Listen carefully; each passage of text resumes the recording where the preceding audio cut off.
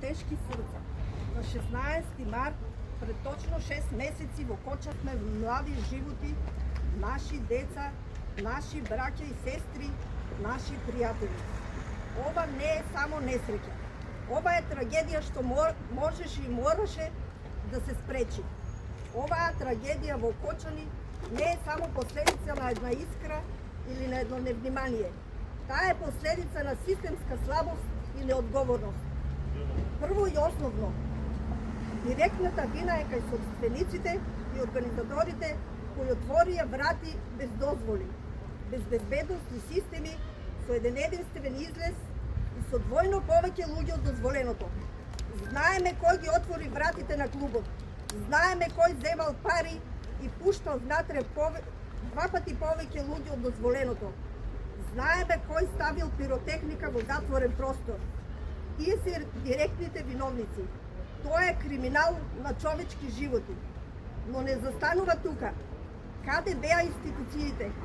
Каде беа инспекциите што мораа да го затворат клубот уште пред да се отвори? Каде беа службениците кои требаше да го проверуваат секој чекор? Тие молчеа. Тие не постапија. Институциите не се независни тела. Тие се дел од државата. Под нив стојат општините, министерствата, владата.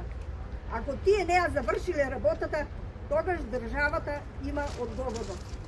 Ако инспектор молчи, ако службеник подпишува на слепо, ако министер не презема мерки, тогаш вината не е само индивидуална, туку и државна.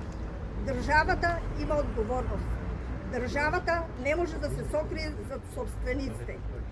Затоа велиме, не е доволно да се казнат неколку менаџери. Потребно е да има одговорност и во институциите.